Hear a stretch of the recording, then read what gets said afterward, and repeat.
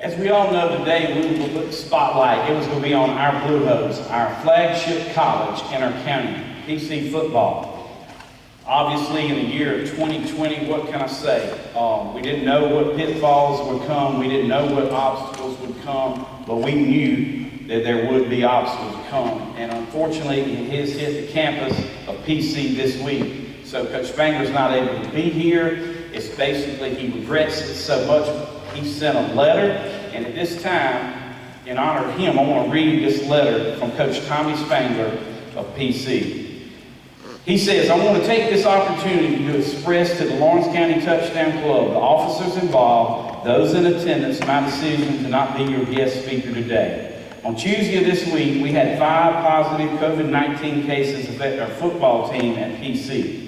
Obviously, with that number of cases, there are many others that have to be contact traced, thus putting them in quarantine for 14 days. This has forced us to completely shut down football operations for a couple days until we can get control of this outbreak. Evidence shows that these positive cases were not a direct result of football practice or weight room activities, but based on situations that arose when our kids were away from athletic activities. As of today, Thursday, we feel we have been able to contain the spread. We currently have 117 players on our roster at PC.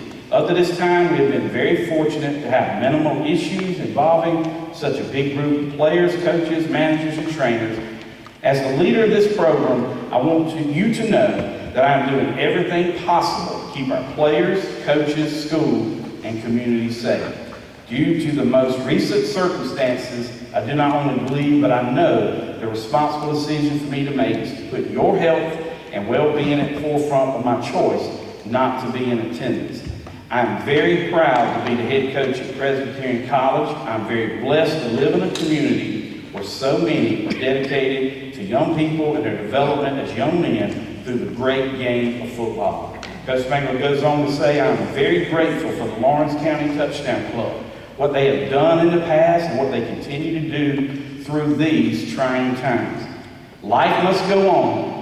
We will get through this, and in the long run, it will give us all an opportunity to come out of this a better person. Again, please accept my apology for not being with you. I very much look forward to having a chance to visit with you in the near future.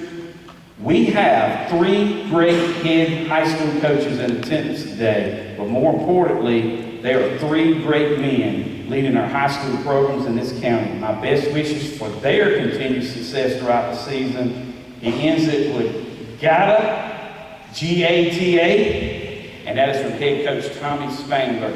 So that's his words. We will have Coach here in the weeks ahead to give PC, put the spotlight. They've gone through so much, and we regret that they can't be here, but those are his words that he wanted to tell you. As we all know, we have this year the Lawrence County Touchdown Club Player of the Week, and that committee is formed to pick that, and Coach Harold Nichols is over that committee, so I'm going to bring up to the podium now. Coach, I don't have a mic, so you will be loud, but you're a coach, you can do that. Coach Harold Nichols to present the last 2 weeks of our Players of the Week here in Lawrence County. All right, can everybody hear me? All right. Lawrence County Touchdown Club is proud to announce that for the September 24th, 25th weekend, the Player of the Week is Clinton High School's Hezekiah Kiner. Hezekiah is a sophomore defensive lineman for the Red Devils, played an outstanding game for the Red Devils defensively. The Red Devils defeated Emerald 32-26 in Clinton's first game of the year. Hezekiah played a strong game for the Red Devils. Recorded 6 tackles, 1 sack, tackle for loss, and a cause fumble. Big hit on a big stand inside Clinton territory. Did a great job, and also blocked a Viking field goal in overtime, which turned out to be the pivotal play. Y'all put your hands together for Hezekiah.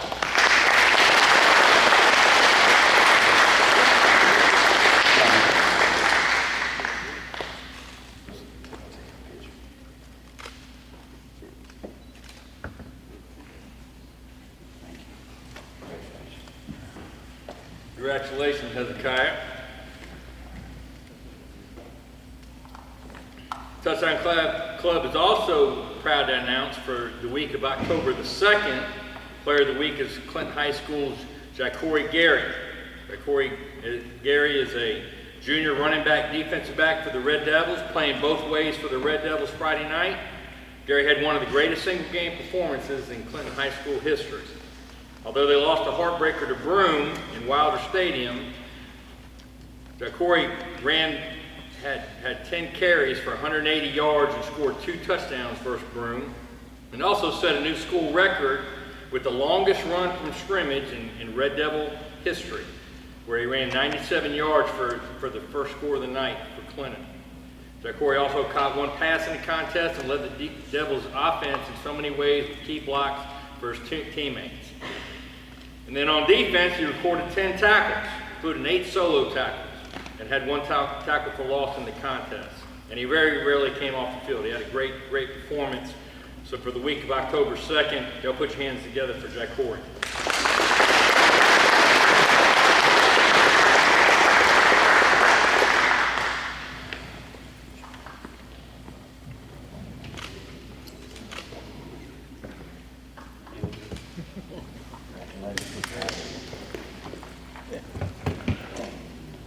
I'd just like to say, with the Morris County Touchdown Club, I try real hard not to show my Red Devil bias. But I think everybody in this room knows, when you break a school record at Clinton High School, and it involves the running back position, you just done something. You really done something. I found out today, first time that Hezekiah, that your grandmother's Minnie Pearl Jones, is that right? Well, I graduated high school with his grandmother and Ja'Cory's grandfather. So I'm telling you, with my Red Devils, I'm so proud of you guys. I mean that sincerely. Now let's look at all our county players of the week. And up first, this is going to be Coach Neese, who's filling in today for Coach Kirk and Coach Plowden. He is the middle school head coach, also varsity assistant coach. He's got his own microphone now. The spotlight is on the Crusaders. Hope you are doing well today. Coach Kirk couldn't be here with us today, so he texted me to tell me what to say for y'all today. Try to get this right here. We had a great game in Lexington 2 weeks ago at Northside Christian, where we won 62-14. We had a great performance from Clarence Bertoli, who's here with us today. And he had 13 receptions for 155 yards and 3 touchdowns.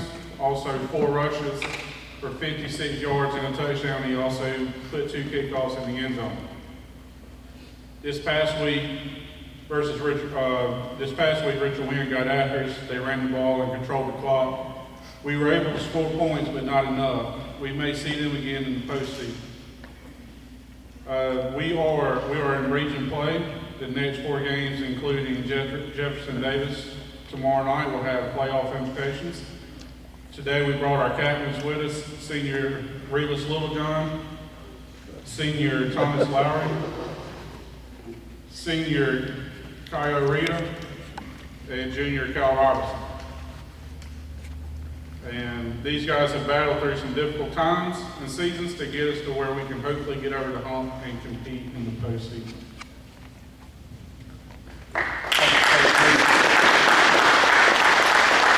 Let me just tell you, Coach Neese, you better than Travis Plowden, you better than Todd Kirk. You go back and tell them I said that.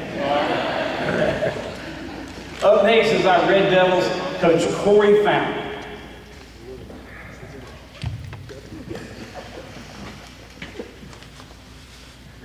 Today I brought with me 4 guys that represent our school, our community, and their families with pride. They do a good job inside of school, outside of school, and on our team. They're great leaders for us, and they play hard. They're consistent every week.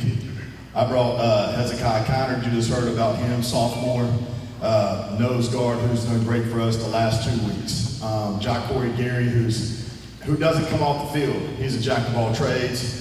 He's on offense, defense, special teams. He's everywhere, and he's a great player for us as well, and great leader for us on our team. He's a junior.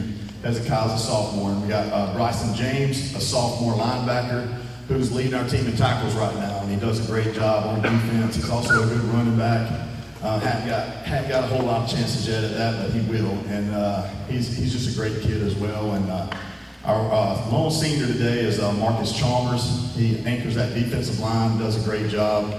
We had 2 games, and they went about the same, up and down. And in the Emerald game, we came out on top. And in the second game versus Broome, we didn't. And but our guys showed a lot of grit. They showed a lot of poise, and they fought hard in both games. And you know, in life, you don't always come out on top, and you got to learn from mistakes and learn from things that go on in the game, and you got to move ahead and improve, and that's what we're going to do. And we got a challenge this week in Chapman. They're a really good football team on offense, defense, and special teams.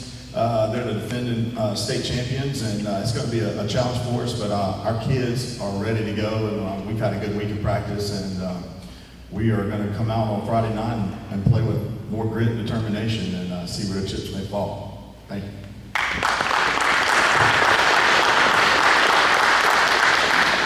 So that's our Raiders. Here comes our Raiders, and Coach Darrell Smith put the spotlight on Lawrence High School. Great to be here. Brought with me today Coach Darnell Suber, who coaches outside linebacker for us, and he also helps me get some information to colleges and helps with our recruiting stuff. Player-wise, brought a couple of defensive linemen with us today. TJ Garlington plays inside for us. Kedravius Schoon Mosley plays a defensive end for us.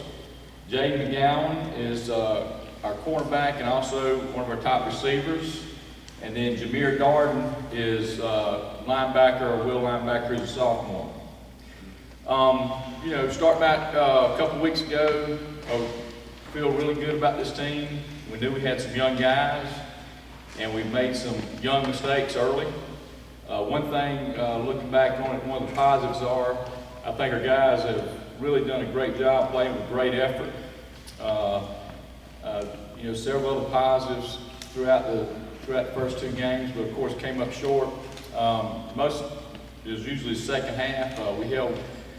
Started, but you know, with both teams, both games, we were right there dead even with them at halftime. And then against Greenville, took it all the way to the 4th quarter, and this thing just got away from us. Improvement-wise, we've talked to our guys about it. We've got to improve in the special teams and offensively, and with the field position game, because we've really given our defense getting backed up a lot. But overall, I think we're playing some pretty good defense. Jameer Darden is a sophomore, like I mentioned, and also the good thing that we have is even in our last game, 2 of our touchdowns was sophomore quarterback James Rawthorne and Casey Ellis. So we've got a lot of young guys out there making plays, which is positive for the future. And then looking ahead for Eastside, they're a very good team. They've had a couple of games like we've had where they hung tough for a little while, and then things got out of hand there at the end for them. So I think the scores can be deceiving in some of these early games because Eastside's a very good team.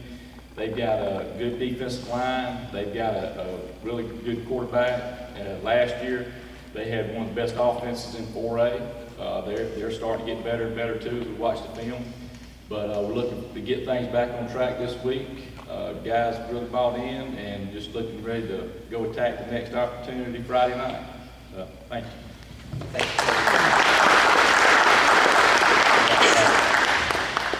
Okay, so we had to improvise this week, and with Coach Spangler not being able to be here. But before we get to our featured speaker, they have been able to sit down and enjoy their meal. Once again, I want to shout out Lawrence School District 56, Miss Cindy Jacobs, for our great meal here today.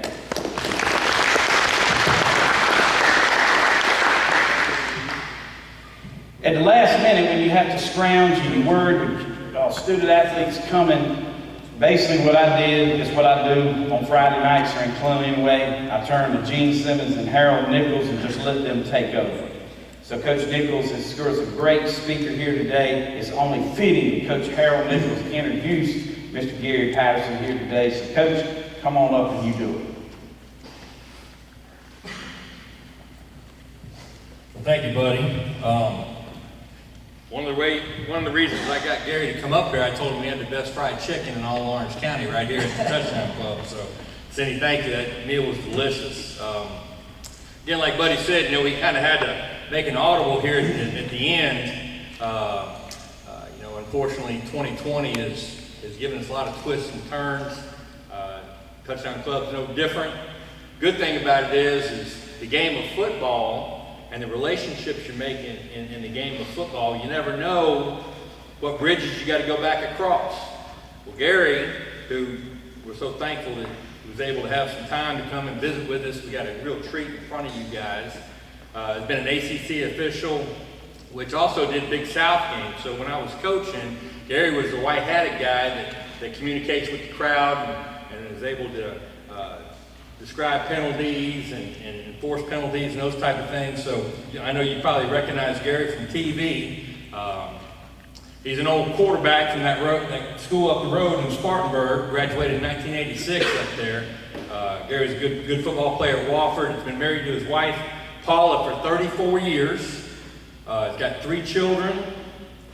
He's, like I say, a well-renowned official in the ACC, a veteran. Worked the 2009 BCS championship game, numerous bowl games. He's worked the Army-Navy game. He's worked 3 ACC championship games.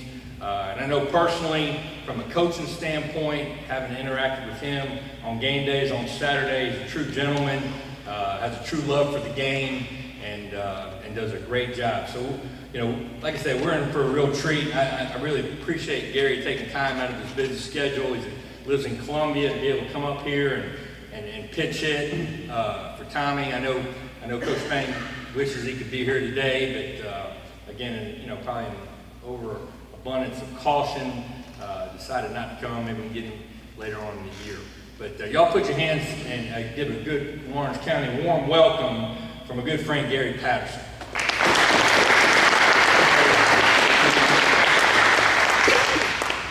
Thank you, Buddy, and thank you, Coach Nichols, and congratulations to the teams and the awards and the captains and all those things. If you're like me, you'll learn more on the practice field and the football field than you will in the classroom. That doesn't mean you don't forget about the classroom, because they got to go together, but keep doing what you're doing. First of all, as an official, nobody pays any money to come see me. They pay money to come see you guys. And as officials, our number one objective is to let you guys play.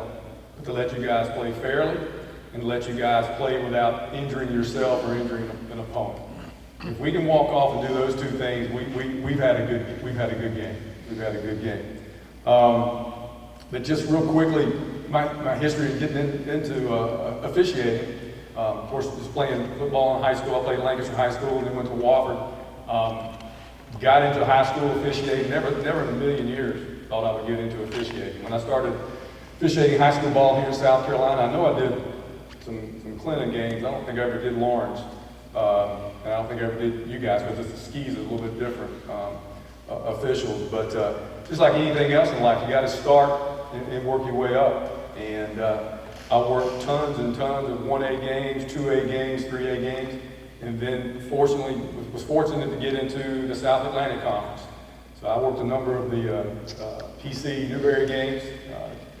Very lucky to be able to do that. And then after a few years, moved into the Southern Conference. I was there, I think, for maybe 3 years, and then was blessed to be able to go to the Atlantic Coast Conference back in, I think, 2002. And I was a back judge for the first 7 years, which is downfield with the, I get the punts and the pass interference and things like that. And then they asked me if I wanted to move. I did the national championship back in 2009. They asked me if I wanted to move to referee, and I really honestly didn't even think any different in the officials. And once you come to referee, you do realize it's a little bit different level of responsibility. But it's been fun, and my family's been blessed to be able to go a lot of places with us. I guess the weirdest thing we ever did, I had a bowl game. I don't know, it's probably been 6 or 7 years ago. When we find out we get bowl games, you don't get bowl games every year. We're graded. Our films are graded just like the players. We're graded by a person at the game each week. There's tons and tons and tons of film, as you guys all know. And when you got 20 cameras at a stadium, you can't hide too much from anything. So your mistakes are magnified. But when we find out we get a bowl game, it's maybe the first week in December. And you just never know where you're going to go. Well, I got a call, first week of December, and said, Gary, you got the Hawaii Bowl. I said, okay. When is that? And it was Christmas Eve. So I called my wife and said, got my bowl. She said, that's great. Where are you going? I said, Hawaii. She said, when is that? Christmas Eve? So we went back and forth whether I was going to go or not. They paid for me to go. But I got a wife and 3 kids, and they don't pay for them to go. So I went back and forth whether I was going to go or not. But long story short, I think I took everything I earned the whole season and then some and paid for them to go out there. But did the game Christmas Eve, and then Christmas Day, my family's out on the beach in Waikiki, so there's some little perks that you get every once in a while. I just want to kind of, this COVID thing has impacted all of us, and it's certainly impacted football, all the logistics that you coaches and administrators have to go through, and at the college level, it's no different, and it's all just, I'm not a doctor, but it's just all, you just got to be careful. But all started back at spring practice. I think I did one spring practice up at Clemson, and then they shut things down. We use spring practices to get better as well. Our younger guys getting to see snaps, and us getting to see snaps. So there was one scrimmage that we got to work. Some guys didn't get to work any. And then the two words that I've almost come to dread now is a Zoom meeting. And I couldn't tell you how many Zoom meetings that we had, but thankfully with technology, because what we look at a lot of times is just no different than players. We just look at it from a different perspective. We look at this play, okay, how could we have handled this differently? You had a hold over here, who could have seen this? Okay, this happened here, the clock's running, we're under a minute. They don't have any timeouts, we got a potential 10-second runoff. Everybody's got different responsibilities, and we would just talk through in the Zoom meeting how we would handle that situation. Like I tell every coach when I go to talk to them before the game, I said, anybody can coach and anybody can officiate the first 28 minutes of each half. It's those last 2 minutes that coaches make all their money and where we earn our money as well, because I don't know how much it changes in high school, but in college it changes. It's like a different game, all different things. So we were able to stay in the game that way by doing the Zoom meetings. We normally have a clinic in Charlotte, North Carolina that's over 3 days. We're watching film, we break off in groups with referees, umpires. You have referees, umpires, head linesman, line judge. Now we have a center judge as well, field judge, side judge, and back judge. So there's 8 officials on the field in Division I college football. Then we have 2 guys up in replay. You have a replay official, then you have a communicator. Communicator's talking to me in my ear.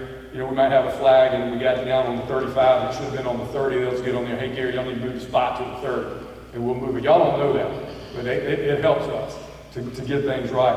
But our clinic, instead of being 3 days up there, we were spread out over about 10 days.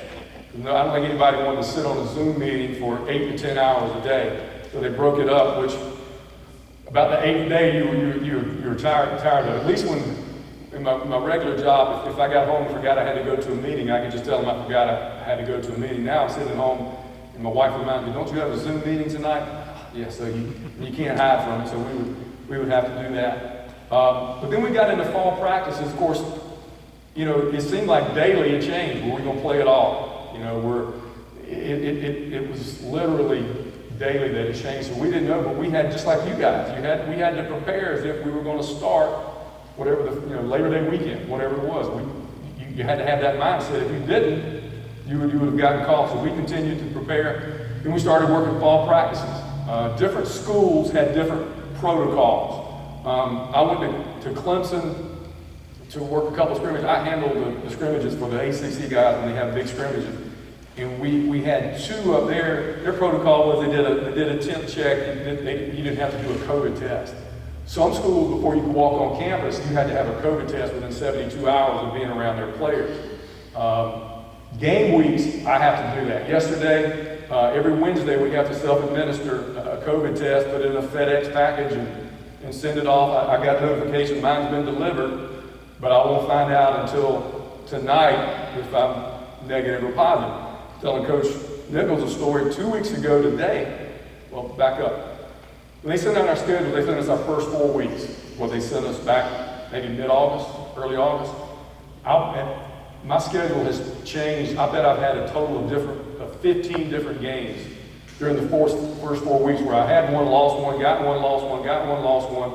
It ended up I worked 3, but 2 weeks ago, my wife and I were riding down to the beach at 10:30 Thursday night. We were about Conway. Got a call in his ACC office. I'm like, this isn't good.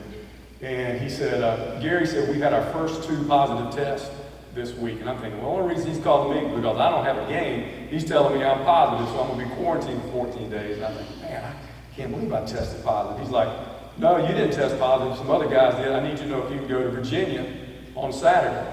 So, long story short, my wife and I turned around, came back to Columbia. I packed up, went up to UVA Friday.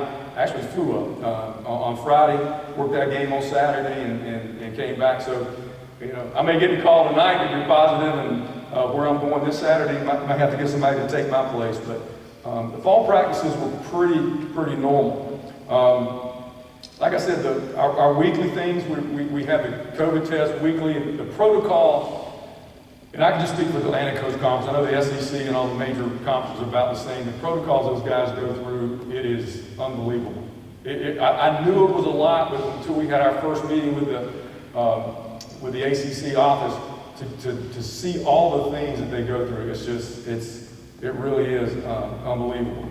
The only other test we have is when we get my game Saturdays at noon, so we have a 7 o'clock a.m. temperature check. Go around and shoot that, and we go. So hopefully we can make it past tonight and make it past that. We'll be good. A couple other things, of course, mask. The first week I was down in Miami for the Thursday night game, and South Florida with a mask on for 4 hours is not fun. But and other than when I made my announcements, I was supposed to leave it up, and then we had electronic whistles. I don't know if you coaches have dealt with the electronic whistles. You can't hear them. I mean, if I had a hearing fluid, you would hear it. But just working scrimmages, I mean, at Clemson, the stadium's so big, even with nobody there, it's just very difficult to hear, and it's like a little flashlight. And I'm trying to operate that. Thankfully, after us complaining for a week, or really 2 weeks, they stopped that and said we could go back to our regular whistles. And we can have our masks down when what they call the snap is imminent. Well, I'm a referee, so to me the snap is always imminent, so I take advantage of that. And leave mine down except when I get around players, and then I'll pull it up. A couple of the rules changes this year, the rules changes that came out before COVID, really nothing major this year. One thing that's the press might have talked about a little bit, if we have a kid that's, we have a penalty for targeting, they used to have to leave the stadium, okay? Now they don't have to leave the stadium. The terminology is they're disqualified. So if you hear me say personal foul, roughing the passing with targeting, number 90, that number 90 is disqualified for the remainder of the game. I would say disqualified. He can go over the sideline and take his helmet, and he can stay at the sideline. Now, I have number 31, personal foul, unnecessary roughness, flagrant personal foul, and he's gone. He's ejected. Hopefully I'll say ejected. I don't always say the right thing. But he's ejected. He's got to leave the playing side. He's got to leave the playing field. So just a little bit of difference there. One thing that is kind of funny is the coin toss. Historically, we had 4 captains come out with me and the umpire. They changed it this year. Only 1 captain can come out. For the social distancing. Well, I think it's kind of funny. We're having a coin toss 2 minutes before the game. 2 minutes later, we're kicking it off, and you got 22 guys. Not doing social distancing. So. It's a little bit different there, but optics sometimes make a difference. One other thing that changed this year, and I kind of like, it used to be that the team box where the coaches could go, where they're supposed to go, is the 25 to the 25-yard line. They changed it, and now they go from the 15 to the 15, which opens things up a little bit, gives you a little bit more room. Because even in some of the college stadiums, there's not a whole lot of room between the sideline and the back wall, and you combine that. You get a school like Clemson, Florida State on a home game, they might have 130 kids dressed out. And all the different personnel, it's like every player has their own little, security guard or whatever with them, so it gets kind of crowded. I hope they keep that in force. I kind of like that. Another thing that's kind of funny with the 2 replay officials. most of the replay officials are older retired officials. And if by chance one of those guys, if both of those have a temperature check and they can't go to the stadium, we're supposed to take one of the guys off the field to go up in the booth. And none of us have ever been in the booth, and there's a lot of technical stuff going on, so I don't know what they would do other than we have what's called a command center at Greensboro, North Carolina, the ACC office, where they're watching every game. And when you see the referee go over to the sideline for a review, I put the headsets on. In our conference, I don't get to see any video. I cheat and look up at the big board, but I don't have anything that I can look at. So I'm hearing the replay official, and then I can hear Greensboro in the background talking, hey, that was a catch, that wasn't a catch, the ball hit the ground. So you have that communication going on. So just a little bit of difference there. One thing I thought was interesting, I talked to Coach Cutcliffe at Duke before the game 2 weeks ago over at Virginia. He said his players, you're talking about dedication and sacrifice, and everybody sees the glory on Friday nights and Saturday afternoon, Saturday night. Their kids have been in a hotel in a single room since July up in Duke. So basically what they've been doing is practicing, doing Zoom meetings, Zoom classes, and go back to their room. Now the positive is, I think he said they've had 0 positive tests since July. But you guys haven't been to college yet. That's not how I want to spend college in a hotel room by myself. But that's the sacrifices they're going through. Another little thing that's kind of funny this year is number 0 is now eligible for college. And it is an eligible number from a standpoint that it's an eligible receiver. Number 90 is eligible. I think what number is you, 73? 33. Look at all of you guys. You're not eligible. Number 54 is not eligible by number. In college, it's number and position. But number 0 is considered just like a running back number. So that's one little change you may not have heard about a whole lot. And then I'll end if I got a few minutes, got any questions. One thing I didn't like what we're having to do this year is normally we have to go out on the field an hour before the game when the teams start warming up. Well, in the last couple of years, it's kind of become a trend that the players go out there with t-shirts or sometimes no shirts at all and gym shorts, and they're just out there running around. Well, as you can imagine, you got one team down here with, let's call them Florida State. You got another team down here, you call them Clemson, and you got a bunch of guys running around without their shirts on. Sometimes they might get a little close for comfort. We didn't know who to penalize. They could have gotten a fight. We didn't know how to penalize. So what they did, 2 things. One, well, actually 3. One, you have to have an identifying number. You can have a t-shirt on, but if you're number 54, it's got to have number 54. We had a kid come out 2 weeks ago, had on number 111. That's not an eligible number. It was his locker number.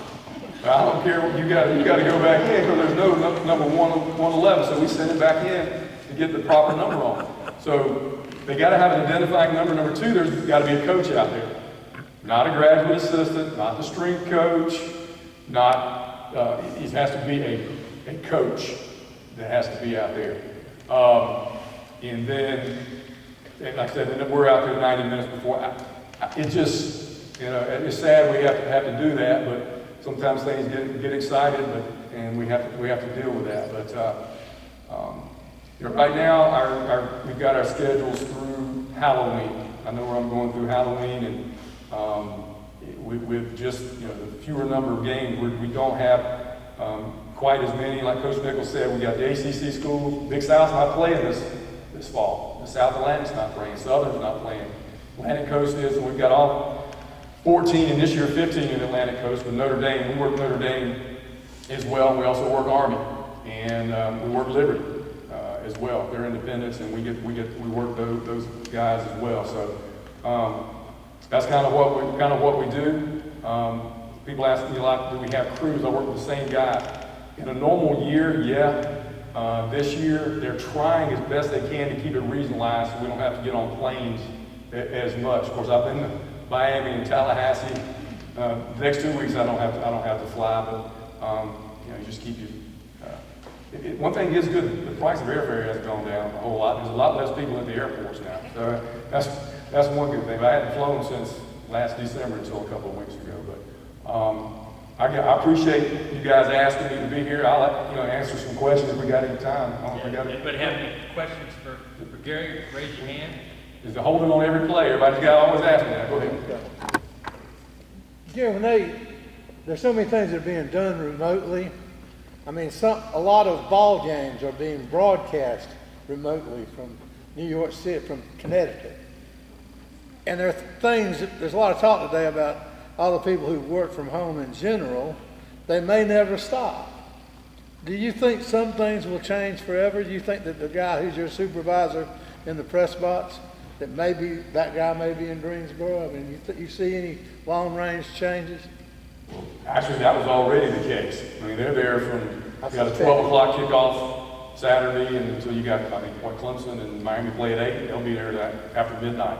And they got all the games on there. Sometimes they're working 2 or 3 games at a time. So you're going to have that remotely. I have thought about all the cameras they got. When are they going to, turn it over to where it's more electronic officiating? We see it in baseball and a lot of other sports. It's evolving into that, and it's forced all of us to learn more about the technology. Whether it's through officiating or my work with State Farm, and I have to do that. So. Gary, did I hear you say when you go over to review a play, you don't review it yourself, you don't see it yourself, you totally dependent upon them through the... Yeah, I've worked in some Big 10 stadiums, Big 12 stadiums with some ACC schools have gone out there, and I kind of like it when you can see it, because I'm the one that has to make the announcement when I have to paint the picture for the person sitting at home on their couch to I can explain it to where they understand it. They don't want us to use the football lingo. They want us to explain things so that my wife knows a lot about football. I don't think she'll be offended, but where my wife will understand what happened on that play, why it wasn't a catch, why it was a fumble, why we brought it back to this spot on 4th down, things like that. But when I went to the Big 10 Stadium, I liked it because I could see it and I could paint the picture. But now I'm just at the mercy of hearing what they tell me. But they used to tell us not to look at the big screen. They don't. I cheat. I look at it and so that I can see and I'll have my input. And I said, guys, that ball looked like it hit the ground to me. Did y'all get that look? Because they're looking at so many angles, and what they're seeing up there, obviously I can't see.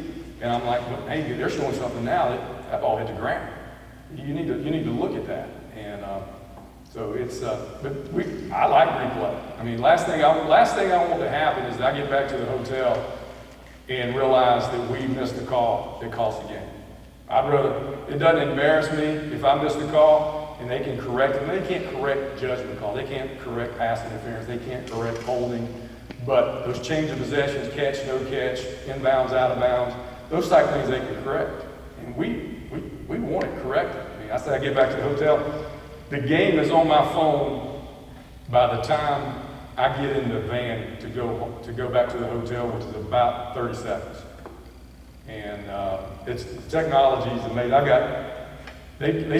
got every game of every college football game, Division I game has been played this year on my phone. I can pull it up, pull that play up, and that's basically what we do in our meetings. Again, just look at plays. How are we going to handle this? Because at our level, you kind of have to be, you're humble. When you're a high school official, you think you never miss a call. Man, how do those guys miss that? When you get up to this level, you miss calls and you learn, hey, I'm going to miss them, and I want to learn from them. And there's accountability. I talk about bowl games. We've had guys not be brought back. There's a lot of preparation. It's becoming almost a 12-month-a-year job, and they don't pay us enough for that. But it really is. And honestly, they talk about the NFL going, why is it full time? They work 8 hours a day. I can look at film 8-10 hours a day, and my judgment, I'm still going to miss a call. These receivers and quarterbacks, they look at film 8-10 hours a day. They still misread a coverage and throw an interception. The receivers drop passes. Defenders miss tackles. Those things are going to happen because we're human. But there's a lot of time we spend on film. Yes, sir. You talked about the money just a second ago. Do you see Power 5 conferences stepping down in the spring to take their games also? Or do you think the smaller conferences will keep utilizing their officials if they don't stand by? I can speak with us. with the Big South, that the contract is they want ACC guys working their games, but we don't have enough during the season to do both. You know, I think Southern Conference, their guys will work Southern Conference.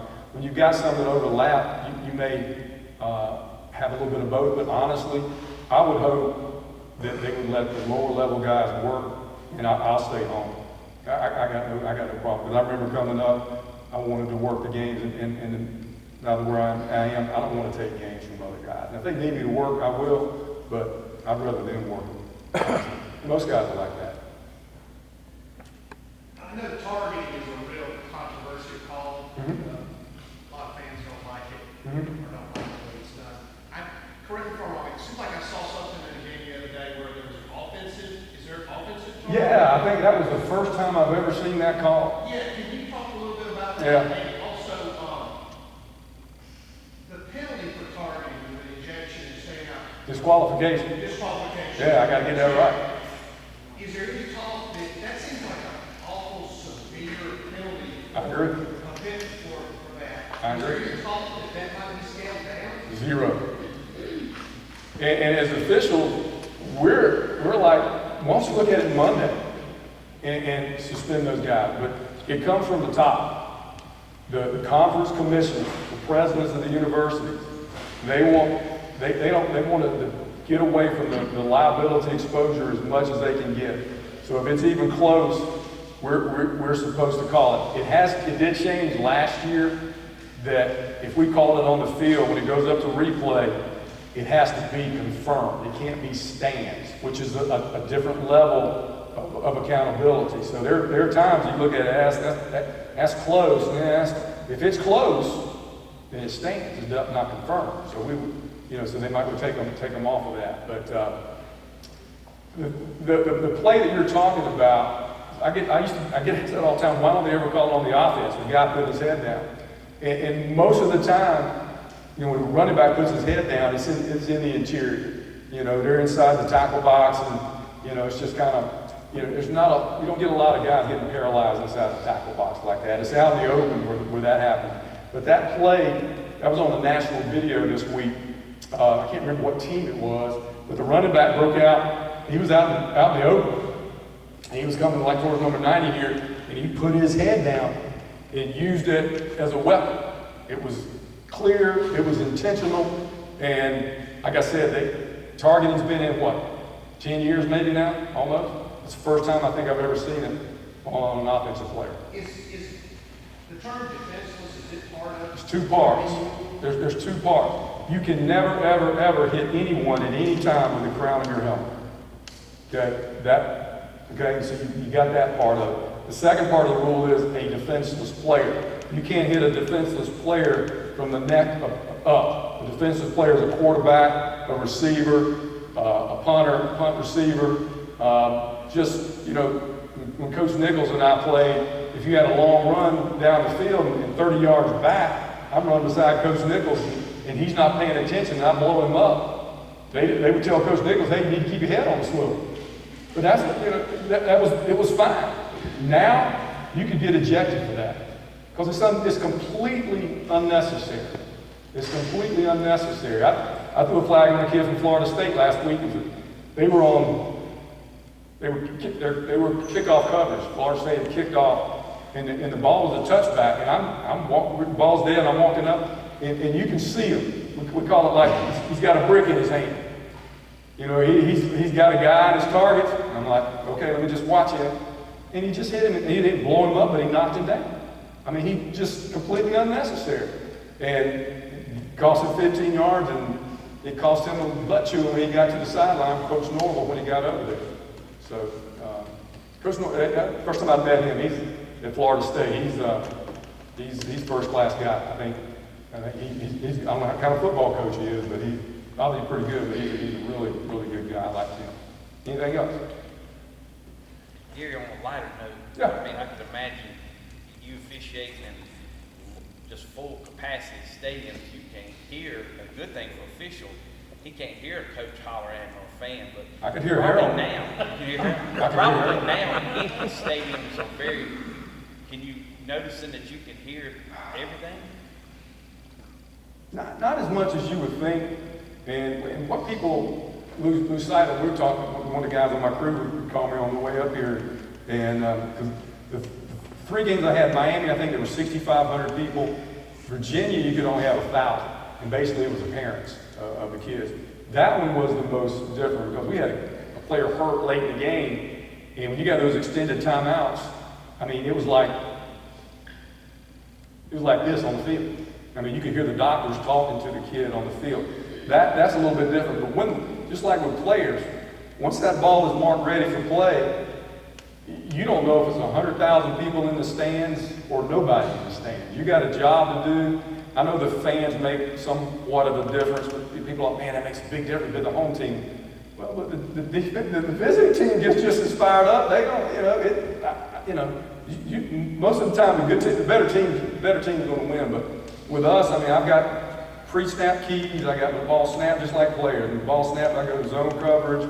Then you got dead ball officiating, but we have to continue officiating once the ball's dead. Because the last thing I want is, a long player to get blown up. Because I promise you, he's going to be coming to see me. If his guy's, on the ground, and that's happened to me many times. I look, and the guy's on the ground.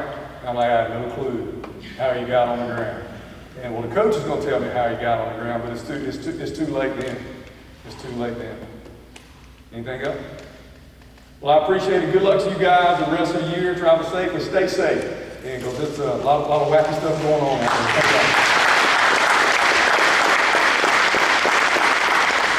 Thank you, Gary. We can't thank you enough. It's an honor always to have you here, for you to do and make it possible. We really appreciate it. Well, thank you. Now, Relis, he called targeting on you. He said, don't you go out there tomorrow night and get targeted, Relis, just because he did, okay? All right, this is the fun part. We're going to give out some door prizes. Everybody got your ticket. But before...